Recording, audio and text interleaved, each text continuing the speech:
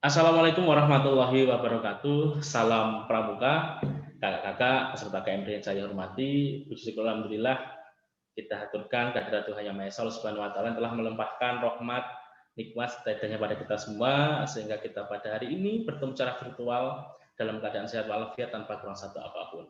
Kedua kalinya salat dan salam semoga tetap limpahkan kepada junjungan kita Nabi Agung Muhammad Shallallahu alaihi wasallam. Kakak-kakak, bagaimana kabarnya hari ini? Saya berharap di tengah pandemi ini kita semua diberikan kesehatan, tetap berkarya meskipun secara virtual, semoga tidak mengurangi hikmah maupun manfaat dari gerakan pramuka yang kita lalui saat ini.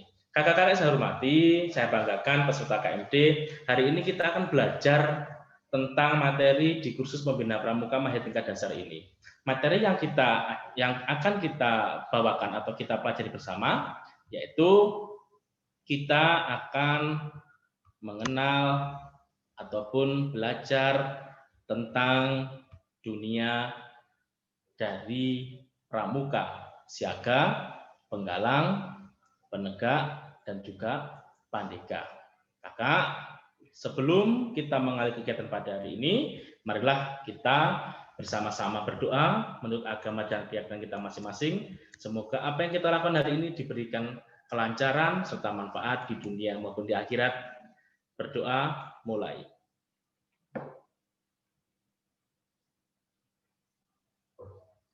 Terima kasih. Bisa diakhiri, kakak. Seperti yang saya sampaikan tadi, saat ini kita akan belajar tentang dunia siaga, kemudian penggalang, penegak, dan juga pandega. Bersama saya, Nanang Kuswoyo, selama beberapa menit ke depan kita akan belajar bersama-sama. Langsung saja untuk materi kita yang pertama, tentu di saat kita masih siaga, kemudian penggalang, kita juga penegak dan sampai ke pandega, tentunya kita sudah sedikit mengenal, meskipun tidak secara mendetail, tetapi siaga, penggalang, penegak, dan pandega ini merupakan tingkatan-tingkatan ataupun penggolongan di dalam gerakan pramuka. Nah, di dalam materi kali ini kita ada 3 pokok bahasan. Yang pertama yaitu tentang karakteristik usia pramuka, siaga, penggalang, penegak, dan pandega. Jadi disingkat SGTD. Jadi S untuk siaga, G itu singkatan dari penggalang, T untuk singkatan untuk penegak, dan D untuk pandega. Nah, untuk pokok bahasan yang kedua yaitu tentang jenjang tingkat pramuka SGTD, sedangkan yang ketiga, kita nanti akan belajar tentang seragam dan tanda pengenal pramuka SGTD. Nah, untuk itu, marilah kita langsung ikuti materi kita yang pertama. Nah, kakak, yang pertama kita akan belajar tentang pramuka siaga. Pramuka siaga itu adalah sebutan bagi anggota pramuka yang berusia atau berumur 7-10 tahun. Nah, biasanya di dalam pramuka siaga ini adalah adik-adik kita yang mulai kelas 1, kemudian kelas 2 sampai kelas 3 itu dikelompokkan menjadi pramuka siaga. Disebut siaga karena sesuai dengan keikhlasan pada masa perjuangan. Jadi di dalam gerakan pramuka itu semuanya adalah mengandung makna dan kiasan. Kiasannya apa? Tentang romantisme perjuangan-perjuangan bangsa mulai dari persiapan kemerdekaan, kemudian sampai pada penggalangan kekuatan, kemudian sampai mempertahankan, memandigani, kemudian menegakkan. Nah, semuanya adalah mengandung filosofis dan kiasan di dalam gerakan pramuka. Dengan kiasan pada masa perjuangan dulu bangsa Indonesia, yaitu ketika rakyat Indonesia mensiagakan dirinya untuk mencapai kemerdekaan dengan ditandai berdirinya Budi Utomo pada tahun 1908 sebagai tonggak awal perjuangan bangsa Indonesia. Jadi pramuka siaga dengan istilah siaga ini diambil dari kiasan pada saat dulu mensiagakan dirinya dengan ditandainya berdirinya Budi Utomo tahun 1908 yang menjadi tonggak perjuangan dari bangsa Indonesia. Nah, kakak-kakak sekalian, di dalam siaga ini ada beberapa istilah yang mungkin sering kita dengar. Yang pertama yaitu tentang barung, ya. Barung itu adalah satuan terkecil di dalam kelompok siaga, ya, disebut dengan barung. Kemudian nama-nama barung itu biasanya diambil dari nama-nama warna. Bisa dari barung merah, kemudian barung hijau, kemudian barung kuning, kemudian barung biru dan sebagainya. Nah, penamaan baru ini tentunya harus disesuaikan dengan kelompok barung masing-masing adalah putra dan putri. Kalau barung putra biasanya ada warna hitam, kemudian kalau barung putri biasanya ke warna kuning ya. Itu tergantung dari kesepakatan dari anggota barung masing-masing.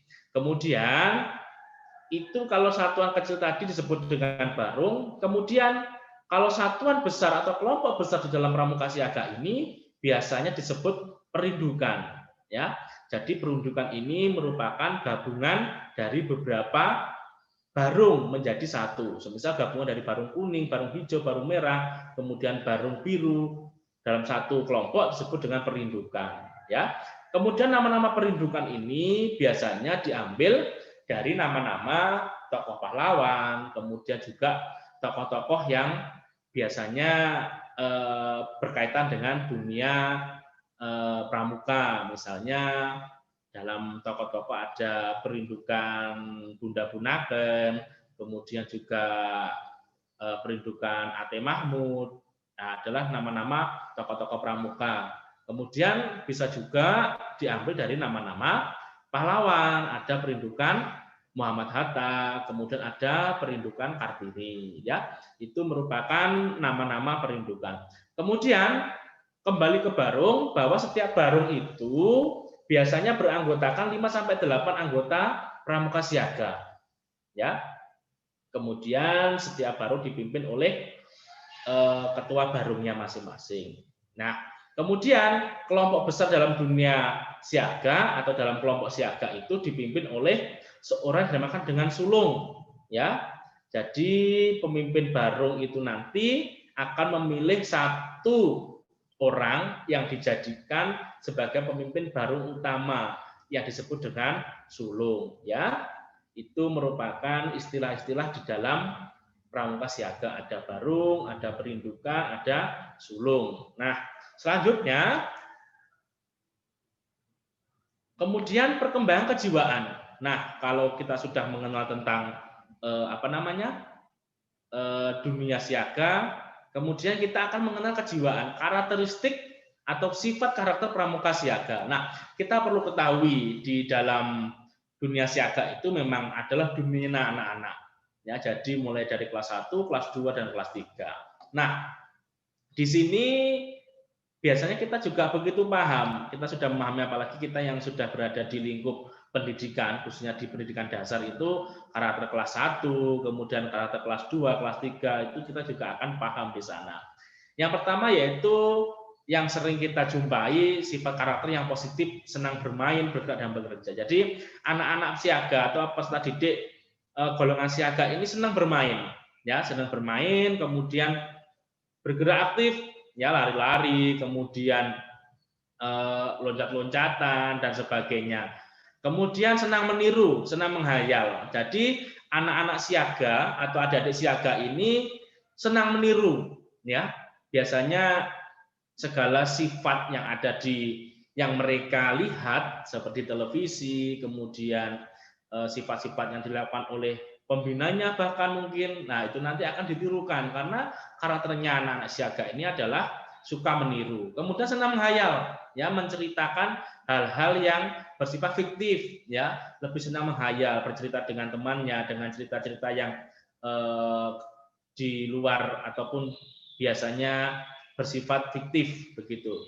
Kemudian senang menyanyi, gemar mendengar cerita. Jadi jangan kaget kalau anak-anak siaga atau menjadi seorang pembina siaga itu kita dituntut untuk pandai bernyanyi, kemudian pandai bercerita. Intinya bagaimana bisa mengambil hati, kemudian bisa menarik perhatian dari adik-adik siaga. Senang bernyanyi tentunya, ya. Jadi dari lagu-lagu yang ringan, kemudian sampai lagu-lagu yang sekiranya bisa membangun semangat untuk adik-adik siaga. Kemudian gemar mendengar cerita. Nah, salah satu teknik membina pramuka dari adik-adik siaga ini, seorang pembina biasanya paling efektif dengan cara bercerita, ya, entah ceritanya di fabel, kemudian kita kaitkan dengan pendidikan kepramukaan. Jadi mungkin kita bisa membuat cerita, kemudian kita korelasikan dengan pembelajaran yang ada di pramuka siaga. Ya, semisal kita katakanlah ada materi di salah satu SKU, acara kecelakaan umum siaga. Nah, itu bisa kita membuat cerita, tetapi nanti muaranya adalah bagaimana menerapkan SKU itu. Kita membuat kaitan dengan itu. Kemudian senang bertanya, ingin tahu dan ingin mencoba. Nah, karakter-karakter inilah yang biasa kita jumpai pada anak-anak siaga. Senang bertanya, semuanya ditanyakan, ya. Dari hal-hal yang sekiranya sepele pasti mereka akan bertanya. Karena kenapa? Rasa ingin tahunya mereka tinggi. Kemudian ingin mencoba, ya, mencoba hal baru yang sekiranya dianggap baru bagi mereka, mereka akan cenderung ingin mencoba. Kemudian senang pamer, senang disanjung, dan senang disanjung, kemudian senang pamer. Kemudian sikap siaga yang berikutnya senang pamer ini biasanya apapun yang dimiliki biasanya akan diperlihatkan oleh pembinanya kepada teman-temannya, ya, kepada orang tuanya. Kemudian senang disanjung, ya. Jadi kita jangan sampai bosan-bosan memberikan pujian, ya, memberikan penguatan, memberikan pujian sebagai wujud apresiasi kita kepada adik-adik kita. Semisal pada saat latihan ada yang satu orang yang berani bernyanyi di depan teman-temannya. Nah, maka kita beri pujian, ya, dengan gerakan jempol, kemudian dengan ucapan dan sebagainya. Nah, itu akan membuat senang, ya. Kemudian merasa ada kebanggaan sendiri bagi seorang pramuka siaga. Yang berikutnya sifat-sifat karakter yang kurang positif di sini adalah labil, emosional dan egois. Ya, labil, masih suka plin-plan, katakan seperti itu. Emosionalnya tinggi, kalau tidak sesuai dengan keinginannya apa yang mereka inginkan, biasanya akan merajuk, kemudian mengumpat dan sebagainya. Egois, ya, karena jiwa kebersamaannya masih belum terpupuk dengan baik. Jadi masih bersifat individu, kemudian masih mementingkan dirinya sendiri. Kemudian yang berikutnya adalah manja dan mudah putus asa. Manja, ya. Manja biasanya, maka dari itu kita sebagai seorang pembina siaga nantinya kita juga dituntut untuk paham tentang karakter-karakter dari peserta didik kita. Sifatnya manja dan mudah putus asa. Kalau mengerjakan sesuatu tidak bisa maka akan putus asa, ya, cepat capek, apalagi nanti nggak bisa. Nah, biasanya itu adalah ungkapan-ungkapan yang sering disampaikan oleh adik siaga. Kemudian sifat yang berikutnya sensitif, ya. Sensitif ini kalau biasanya terkena omongan yang sedikit dengan nada tinggi, mereka akan merasa bersedih, kemudian merasa bersalah dan sebagainya. Kemudian rawan dan mudah kecewa. Rawan dan mudah kecewa. Mudah kecewa semisal tidak sesuai dengan apa yang mereka inginkan, mereka akan merasa gagal, ya, merasa kecewa. Kenapa saya tidak bisa mendapatkan itu? Mengapa saya tidak bisa seperti itu? Nah, biasanya sifat-sifat seperti inilah yang dimiliki oleh pramuka siaga. Kemudian malu-malu dan memerlukan perlindungan dan sebagainya. Malu-malu, biasanya masih malu-malu karena ya mungkin karena sifat percaya dirinya masih belum terpupuk dengan baik, karena mungkin karena juga faktor usia yang masih dini juga. Kemudian memerlukan perlindungan. Maka dari itu peran seorang pembina siaga itu akan lebih seperti orang tua, ya, akan seperti orang tua. Nah, itu merupakan sifat dan karakter yang positif dan negatif dari seorang anggota pramuka siaga. Kemudian yang kedua, setelah kita belajar tentang siaga, sekarang kita akan belajar tentang pramuka penggalang, ya.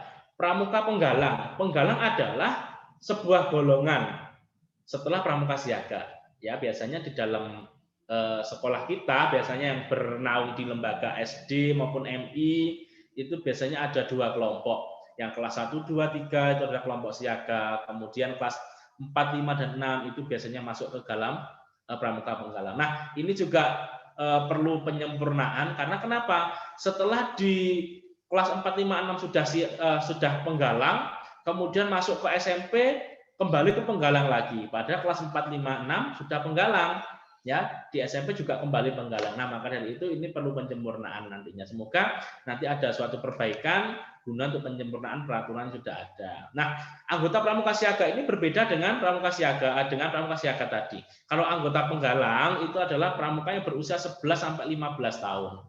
Ya, ini adalah pramuka penggalang. Biasanya adik-adik yang kelas 4, kemudian kelas 5, kelas 6 dan sampai jenjang SMP itu masuk di dalam kelompok pramuka penggalang. Mengapa disebut dengan penggalang? Karena sesuai dengan kiasan pada masa penggalangan perjuangan bangsa pada saat rakyat Indonesia menggalang dan mempersatukan dirinya untuk mencapai kemerdekaan. Dengan adanya peristiwa sejarah yaitu Kongres Pemuda Indonesia yang terjadi pada tahun 1928 ya. Jadi romantismenya ataupun kiasan dasarnya yaitu mengambil dari menggalang kekuatan persatuan dan kesatuan sesuai dengan persiapan kemerdekaan, yaitu ditandainya dengan peristiwa Sumpah Pemuda tahun 1228. Nah, itu kenapa dinamakan menggalang? Karena untuk menggalang kekuatan, menggalang persatuan dan kesatuan. Selanjutnya, di dalam satuan terkecil pramuka penggalang itu disebut dengan regu. Ya, kelompok terkecil dalam pramuka penggalang itu disebut dengan regu. Nama-nama regu itu biasanya diambil dari nama-nama binatang untuk yang regu laki-laki. Kemudian untuk regu perempuan atau putrinya biasanya mengambil dari nama-nama bunga. Semisal ada regu kancil, regu kobra, regu harimau, ya itu merupakan nama-nama regu yang biasa digunakan oleh adik-adik penggalang yang putra. Kemudian ada regu matahari, regu mawar, regu melati. Nah, itu adalah contoh-contoh dari nama regu untuk pramuka penggalang putri. Nah, kemudian kesatuan dari beberapa regu disebut dengan pasukan. Kelompok besar dalam pramuka penggalang itu disebut dengan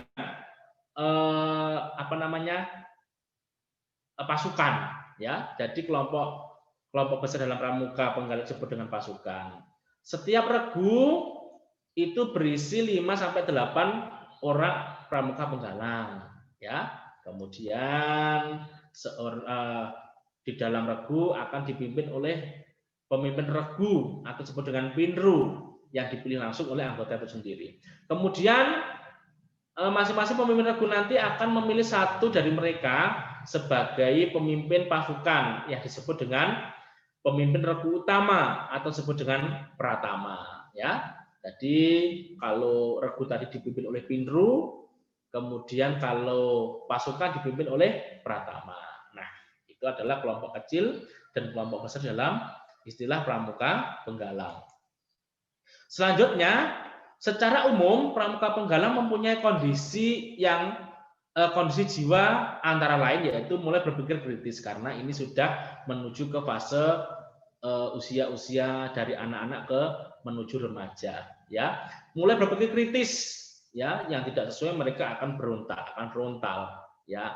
Kemudian mudah terjadi identifikasi yang sangat emosional, ya, emosionalnya kemudian karena peran dari masa anak-anak ke remaja ini biasanya emosionalnya akan lebih diidentifikasikan. Kemudian minat dan aktivitas mulai mencerminkan jenis kelamin secara lebih menonjol. Jadi kegiatan-kegiatan yang dilakukan, aktivitasnya pun juga sudah sesuai dengan jenis kelaminnya masing-masing. Jadi biasanya kalau dulu siaga itu bermainnya masih jadi satu, ya, adalah siaga putra dan putri. Kemudian kalau di dalam penggalang ini biasanya sudah menuju ke gendernya masing-masing. Kegiatannya pun juga sesuai dengan gendernya masing-masing. Pengaruh kelompok sebaya sangat kuat, ya. Jadi pengaruh kelompok sebayanya sangat kuat sekali. Jadi seumurannya ini sangat kuat sekali pengaruhnya di dalam membentuk jiwa dari seorang penggalang. Kemudian memerlukan dukungan emosional orang tua bila mengalami kecelakaan dalam bergaul. Nah, kemudian memerlukan kehangatan dan keserasian dalam keluarga di rumah. Jadi selain pembina, peran orang tua di rumah juga sangat mempengaruhi terkait dengan karakter pramuka penggalang. Tidak hanya penggalang, siaga, kemudian penggalang, penegak dan mandeka itu alangkah baiknya kalau melakukan komunikasi. Orang tua juga melakukan komunikasi dengan intent dengan putra-putrinya. Kemudian menyenangi perilaku yang penuh kejutan, tantangan dan perilaku. Ya. kemudian suka mengganggu orang lain, ya biasanya jahil, lebih jahil. Kemudian suka juga bermain secara kelompok, ya dalam tim, karena kerja kelompok, bermain dalam tim, bermain dalam regu itu bagi pramuka penggalang itu adalah hal sangat menarik. Kemudian setelah kita mengetahui tentang kondisi yang ada di pramuka penggalang, selanjutnya kondisi kejiwaan di atas ditandai dengan perilaku-perilaku anak-anak seusia pramuka penggalang, yaitu biasanya anak-anak penggalang itu lebih aktif, ya senang bergerak, senang bermain, berlari-lari, senang mengembara, ya senang sekali dengan kegiatan penjelajahan berkaitan dengan alam. Kemudian suka menyanyi, berteriak-teriak, dan laki-laki sudah mulai paro. Jadi sini, jadi di dalam penggalang ini sifat-sifat siaga juga masih terbawa, ya, dan masih suka bernyanyi, berteriak-teriak. Kemudian sudah menuju pada pubertas, ya, anak laki-laki biasanya sudah mulai parau suaranya. Kemudian dengan sikap heroik, ya, dengan senang perang-perangan. Jadi mereka akan senang dengan berkaitan dengan hal-hal yang berbau dengan kepahlawanan, ya, dengan perang-perangan. Kemudian suka bertanya, kadang agak menguji yang ditanya. Jadi pertanyaannya itu kalau di dalam siaga dan penggalang akan berbeda. Kalau di dalam pramuka penggalang itu biasanya pertanyaannya akan terkadang menguji, ya, terkadang bertanya tapi tujuannya untuk menguji yang ditanya, ya seperti itu. Kemudian cepat bosan dan selalu ingin hal-hal yang baru, mencoba-coba hal baru. Nah, maka dari itu biasanya karakternya pramuka penggalang itu bosen gitu loh. Kalau kita tidak menciptakan kegiatan-kegiatan yang setiap hari bervariasi sesuai dengan kebutuhan peserta didik, nah maka mereka akan cepat bosan, ya, karena di dalam pramuka penggalang ini ada peserta didik kita itu menyukai hal-hal yang baru, kemudian suka mencoba hal yang baru. Maka dari itu kreativitas dan inovasi seorang pembina penggalang itu sangat dibutuhkan di dalam menjadi pembina pramuka penggalang. Kemudian perhatian pada teman sebaya dan suka berkelompok. Kemudian jenjang pendidikan penggalang menekankan pada terbentuknya kepribadian dan keterampilan. Jadi di sini kita kalau di pramuka siaga tadi kita lebih mengutamakan kepada pembiasaan, tetapi kalau di dalam pramuka penggalang ini kita lebih menitik beratkan pada kepribadian dan keterampilan, ya, dalam rangka untuk belajar sambil melakukan apabila nanti terjun di dalam dunia masyarakat. Nah, itu. Kemudian yang berikutnya, kalau tadi pramuka siaga dan penggalang, saya ulangi lagi bahwa pramuka itu ada 4 tingkatan. Yang pertama ada pramuka siaga, kemudian ada pramuka penggalang, kemudian ada pramuka penegak dan pandega. Nah, yang ketiga ini kita akan belajar tentang pramuka penegak, ya. Penegak adalah sebuah golongan setelah pramuka penggalang, ya, atau kalau ada pertanyaan, apa pramuka penegak? Pramuka penegak itu adalah pramuka yang berusia 16 sampai 20 tahun. Ya, disebut penegak karena sesuai dengan kiasan dasar yaitu menegakkan kemerdekaan bangsa Indonesia. Ditandainya dengan peristiwa kemerdekaan 17 Agustus 1945. Makanya dinamakan dengan penegak. Nah, pramuka penegak ini adalah pramuka yang berusia 16 sampai 20 tahun. Biasanya adalah anak-anak usia perguruan tinggi, mohon maaf. Jadi anak-anak yang biasanya berada di pangkalan SMA, SMK dan sederajat, ya, usia-usia penegak. Biasanya seperti itu. Jadi pramuka penegak itu adalah pramuka yang berusia 16 sampai 20 tahun. Selanjutnya, di dalam satuan terkecil kelompok pramuka penegak ini disebut dengan sangga. Satu sangga itu biasanya idealnya antara 6 sampai 8 orang penegak, ya, dalam satu sangga. Kemudian sangga dipimpin oleh salah seorang penegak disebut dengan pimpinan sangga atau pinsa, ya. Kemudian setiap 4 sangga dihimpun dalam sebuah ambalan. Jadi ambalan itu biasanya ada 4 sangga. Nama-nama sangga itu diambil dari kiasan masa-masa pemerdekaan juga, yaitu ada sangga pendobrak, pencoba, penegak, dan pelaksana. Biasanya itu nama-nama sangga seperti itu. Kemudian sangga-sangga itu dihimpun dalam kelompok besar disebut dengan ambalan. Ya, ambalan itu dipimpin oleh seorang ketua disebut dengan pradana. Ya, kemudian juga kepengurusannya ada sekretaris yang disebut dengan kerani, ada juga bendara yang disebut dengan hartaka ataupun juru uang. Nah, itu biasanya kepengurusan yang ada dalam ambalan. Setiap ambalan biasanya akan memiliki nama yang bermacam-macam.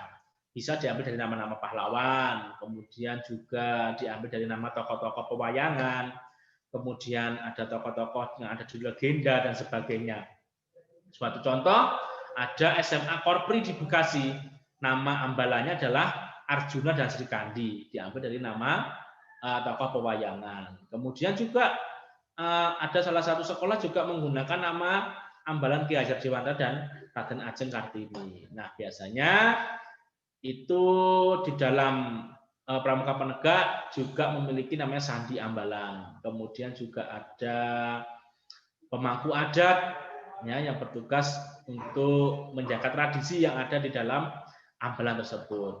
Nah, selanjutnya sifat umum dimiliki oleh pramuka penegak ini adalah semangat juang yang tinggi, idealisme, kemauan yang kuat, kemudian percaya diri, mencari jati diri, kreatif, kemudian peduli terhadap lingkungan masyarakat, serta memiliki loyalitas yang tinggi terhadap kelompoknya. Jadi, di dalam pramuka penegak ini sudah menuju ke arah yang dari remaja menuju ke dewasaan.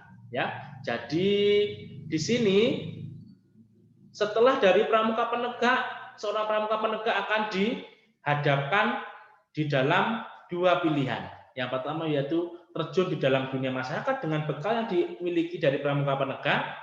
Kemudian akankah dia melanjutkan ke jenjang lebih tinggi yaitu menjadi pramuka pandega. Nah, maka dari itu sifat pramuka penegak ini biasanya lebih kreatif, ya. Kemudian peduli, suka dengan kegiatan-kegiatan yang berbau dengan petualangan dan sebagainya.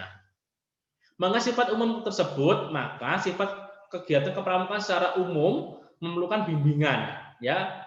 Jadi orang dewasa itu tetap diperlukan di dalam pembinaan pramuka penegak dengan motonya yaitu dari, kemudian oleh dan untuk, ya. Jadi oleh dan untuk pramuka penegak dan di bawah tanggung jawab orang dewasa atau disebut dengan pembina. Selanjutnya, kalau kita sudah belajar tentang pramuka siaga, kemudian pramuka penggalang, dan pramuka penegak, yang berikutnya adalah yang terakhir tingkatan dalam pramuka itu adalah pramuka pandega. Pramuka pandega ini adalah pramuka setelah dari tingkatan penegak. Jadi pramuka pandega itu adalah pramuka yang berusia antara 21 sampai 25 tahun. Biasanya ini lebih ke menuju ke arah kedewasaan. Kemudian istilah pandega itu mempunyai arti pramuka atau ahli. Ya, pemuka atau ahli, mohon maaf. Jadi istilah pandega itu artinya adalah pemuka atau ahli. Hal ini mengandung filosofi berdasarkan romantisme perjuangan, yaitu bangsa Indonesia di mana setelah masa Indonesia merdeka, ya, kemudian dilanjutkan dengan masa memandegani, melaksanakan pembangunan di negeri ini. Ya, kalau siaga tadi adalah mensiagakan rakyat, kemudian dari penggalang untuk menggalang kekuatan dan kesatuan, kemudian dari penegak untuk menegakkan ya kemerdekaan, kemudian memandegani dari pelaksanaan pembangunan yang ada di Indonesia pada saat itu. Selanjutnya, di dalam kelompok pramuka pandega itu ada reka. Ya, reka adalah kelompok pramuka pandega yang berkelamin sejenis antara 2 sampai 8 orang. Jadi kelompoknya itu juga satuan terpisah. Mulai dari pembinaan itu ada menggunakan metode satuan terpisah. Ya, jadi pembinaannya antara laki-laki dan perempuan hendaklah itu dipisahkan. Kemudian aktif dalam Racana di Satuan Reka. Racana itu adalah kelompok besar dalam pramuka pandega. Ya, setiap eh, apa namanya, reka ataupun setiap racana itu dipimpin oleh ketua dewan racana. Ya, ketua dewan racana ini merupakan pemimpin dalam satuan pramuka penggalang. Kemudian racana adalah kelompok, ya, kelompok pramuka pandega yang berkelamin sejenis, ya, terdiri dari 2 sampai 4. Ya, reka. Jadi kelompok kecilnya disebut dengan reka, kelompok besar disebut dengan racana. Kemudian nanti dalam satuan racana dipimpin oleh seorang ketua dewan racana tadi. Kemudian ketua racana dipilih oleh anggota reka, ya, oleh ketua reka di dalam racana tersebut. Nama-nama racana juga sama seperti pramuka penegak tadi, bisa nama-nama tokoh, kemudian bisa nama-nama pahlawan. Nah, selanjutnya golongan dan tingkatan pramuka. Kalau tadi kita sudah belajar tentang pengertian dari tingkatan pramuka, ya, ada pramuka siaga, ada pramuka penggalang, kemudian ada pramuka penegak dan pramuka pandega. Nah, selanjutnya setiap golongan pramuka itu memiliki tingkatan, ya. Jadi golongan dan tingkatan pramuka itu ada pramuka siaga, jadi pramuka sampai 10 tahun tadi, yaitu ada pramuka siaga mula, siaga bantu, dan siaga tata. Nah, ini adalah 3 tingkatan yang ada dalam pramuka siaga. Selanjutnya, di dalam pramuka penggalang ada 3 tingkatan juga. Ada tingkatan ramu, ada penggalang rakit, dan ada penggalang terap. Ya. Kemudian di dalam pramuka penegak ada 2 tingkatan, yaitu ada penegak bantara dan ada pandegak laksana. Selanjutnya di dalam pramuka pandega itu ada 1 tingkatan saja, ya, yaitu golongan pandega atau disebut dengan anggota dewasa muda. Ya, disebut dengan dewasa karena masih muda, ya. Disebut masih muda karena sudah menuju ke usia dewasa, yaitu 26 tahun, 21 sampai 26 tahun. Nah, setelah kita mengenal ataupun belajar tentang dunia siaga, penggalang, penegak, dan pandega, kemudian juga tingkatan-tingkatan pramuka, selanjutnya kita akan belajar tentang seragam dan tanda pengenal pramuka. Ya, jadi seragam dan tanda pengenal pramuka ini adalah telah diatur, ya, telah diatur dalam SK Kuarnas nomor 174 tahun 2012 tentang petunjuk penggunaan seragam pramuka, ya. Jadi seragam pramuka itu mulai tingkat siaga, kemudian tingkat penggalang, itu juga sampai ke pembina itu sudah mempunyai aturan-aturan baku, ya, yang tidak boleh sembarangan untuk dirubahnya karena sudah diatur di dalam keputusan Kuarnas yaitu nomor 174 tahun 2012. Nanti kakak-kakak bisa untuk mencari, ya, di browsing di internet, di Google terkait dengan lebih jelasnya tentang PP ataupun petunjuk penyelenggaraan atau penggunaan seragam pramuka. Ya, ini adalah contoh, ya, contoh dari petunjuk penggunaan seragam anggota Geraham Pramuka. Di situ sudah diatur secara lengkap, kakak, mulai dari seragam siaga, jenis-jenis seragam, ya, ada seragam harian, seragam upacara, seragam lapangan, ya, sudah diatur. Kemudian seragam khusus untuk pramuka muslim. Nah, selanjutnya saya akan memberikan contoh gambar dari seragam-seragam dan tanda-tanda pengenal yang ada di dalam seragam pramuka. Tentu kakak biasanya masih kebingungan, ya, apalagi kalau kita tidak setiap hari mengenakan seragam pramuka. Nah, kakak, seragam pramuka adalah pakaian yang digunakan oleh semua anggota gerakan pramuka. Ya, jadi setiap seragam yang dikenakan setiap anggota pramuka itu adalah seragam pramuka, ya, bukan seragam yang lainnya. Karena di pramuka itu sudah memiliki aturan, memiliki seragam tersendiri. Jadi kita tidak boleh menggunakan seragam institusi dari lainnya. Misalnya punya Polri, punya TNI, ataupun institusi-institusi lainnya. Seragam pramuka itu adalah warnanya coklat muda untuk yang atas dan coklat tua untuk yang bawah. Ya, warna tersebut dipilih juga ada kiasannya. Ya, karena kenapa? Warna coklat muda dan coklat tua itu merupakan warna yang digunakan para pejuang Indonesia di dalam masa kemerdekaan dulu. ya, jadi menggunakan warna itu. Kemudian sebenarnya banyak sekali ya historis-historis maupun kiasan-kiasan yang ada di dalam seragam pramuka. Ada yang menggambarkan tentang tanah yang ada di Indonesia, warna coklat muda dan coklat tua dan sebagainya.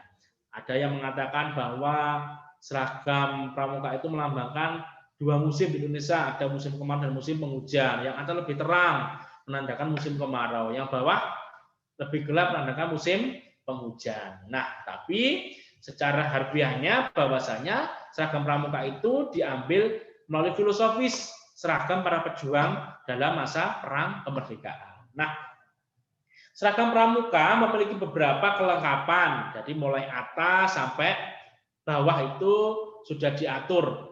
Ya, ada penutup kepala, ada pakaian, ada celana, ada ikat pinggang, ada sepatu. Kemudian tanda-tandanya juga bermacam-macam. Di antara ada tanda tutup kepala, ya, ada tanda topi yang ada di sini. Kemudian ada lambang pandu dunia atau WOSEM. Kemudian ada papan nama, ada tanda lokasi, ada rencana daerah atau BED daerah, ada pita nomor gudeg, kemudian ada TKK atau tanda kecakapan khusus. Ini khusus bagi peserta didik. Ada tanda pelantikan, ya, ada tanda tunas kelapa itu. Kemudian ada tanda jabatan, ada tanda regu, sangga atau barung. Kemudian ada setengah leher, ya, atau hasduk, dan tanda pelantikan. Nah, Kakak, berikut adalah contoh gambar dari seragam pramuka, ya. Yang pertama ada seragam siaga. Seragam siaga di sini sudah ada contohnya, ya. Jadi adik-adik kita nanti sebaiknya kalau bisa seragamnya siaga kelas 1, 2, 3 itu seperti ini. Jadi bajunya tidak dimasukkan, tapi masih dikeluarkan. Bentuknya celananya untuk putri seperti kulot, ya, ada saku di depan 2. Kemudian celananya juga seperti sudah digambar dengan jelas contohnya. Nah, di situ juga ada emblem, ada tanda topi mulai dari atas, kemudian ada papan nama, kemudian ada WOSEM, ada tanda pelantikan, ada barung, ya, bentuk segitiga itu namanya barung. Kemudian ada TKU, tanda kecakapan umum, kemudian ada kode daerah atau kode cabang, ya, atau BED cabang, ada nomor gudeg, ada BED daerah, ada TKK, ada tanda jabatan, ya. Kemudian itu bisa diamati Kakak, nanti kalau kurang jelas seperti saya sampaikan di awal, bahwasannya kalau ingin jelas silakan dibuka, ya, di PP 174 tadi tentang petunjuk penggunaan seragam pramuka. Nah, ini pramuka siaga putra dan putri, ya. Nah, ini contohnya bisa diamati kakak-kakak. Tidak perlu saya panjang lebar untuk menjelaskan, bisa diamati. Kemudian selanjutnya yaitu tentang seragam, tanda pengenal pramuka, penegak dan pandega. Jadi seragam penegak dan pandega itu pada hakikatnya adalah sama. Yang membedakan apa? Yaitu warna dasar tatopnya. Kalau warna dasar tatopnya untuk penegak itu kuning, kalau pandega itu adalah coklat. Kemudian juga tanda TKU yang ada di pundak. Bandara Laksana itu biasanya hijau, kalau pandega itu adalah coklat. Itu saja membedakan. Secara bentuk baju, potongannya juga sama, ya. Yang perlu diperhatikan biasanya masih salah saat ini seragam terbaru, asduk laki-laki dan perempuan atau setengah lehernya antara laki-laki dan perempuan itu sama, ya, menggunakan asduk putra segitiga, ya, semuanya sama. Kemudian bentuk saku bagi laki-lakinya itu adalah ada cekungan di dalamnya, ya. Kemudian yang putri sekarang tanpa menggunakan gesper, ya, dia ada baru. Selanjutnya ini adalah seragam pramuka khusus muslim, ya. Jadi siaga muslim boleh menggunakan celana. Kalau zaman dahulu yang bisa menggunakan celana itu adalah hanya yang berbasis di dalam keagamaan dan sekolah-sekolah yang berbasis agama dan pramuka mulai dari penegak yang bisa menggunakan celana. Namun saat ini dengan adanya PP ini sekolah-sekolah ataupun peserta didik yang muslim bisa menggunakan seragam muslim, ya, menggunakan kerudung dan lengan panjang. Bisa dilihat perbedaannya antara seragam yang biasa dengan seragam yang khusus untuk pramuka muslim. Kemudian ini adalah seragam pramuka muslim untuk golongan penegak ya dan golongan penggalang ya. Jadi menggunakan lengan panjang, menggunakan rok ya, bisa juga yang betul menggunakan celana. Selanjutnya yaitu seragam pramuka khusus untuk pramuka muslim bagi pramuka penegak dan pandega ya. Jadi itu. Selanjutnya yaitu itu kakak-kakak sekalian, alhamdulillah kita sudah sampai di penghujung materi kali ini. Terima kasih banyak. Kalau saya review kembali bahwasannya pramuka itu adalah ada 4 tingkatan. Yang pertama yaitu tingkat siaga, kemudian kedua tingkat penggalang, yang ketiga tingkat penegak, dan yang keempat tingkat pandega. Nah, kakak-kakak sekalian, terima kasih. Semoga kita tetap diberikan kesehatan di tengah pandemi ini. Jangan lupa kita terapkan 3M. Ya, yang pertama memakai masker, kemudian menjaga jarak, kemudian tetap berada di rumah. Ya, itu sangat penting sekali. Di masa pandemi ini, jangan sampai menyurutkan semangat kita di dalam melakukan pembinaan peserta didik kita. Jadi masih banyak kegiatan-kegiatan yang bisa kita lakukan di masa pandemi ini. Ya, mencuci tangan, memakai masker, dan menjaga jarak itu merupakan hal yang paling mudah bisa kita lakukan di dalam menanggulangi penyebaran COVID-19 ini. Kakak, mungkin itu saja materi dapat saya sampaikan. Kurang lebihnya mohon maaf. Kita bertemu di lain kesempatan. Kurang lebihnya mohon maaf. Bila taufiq wal hidayah. Wassalamualaikum warahmatullahi wabarakatuh. Salam Pramuka.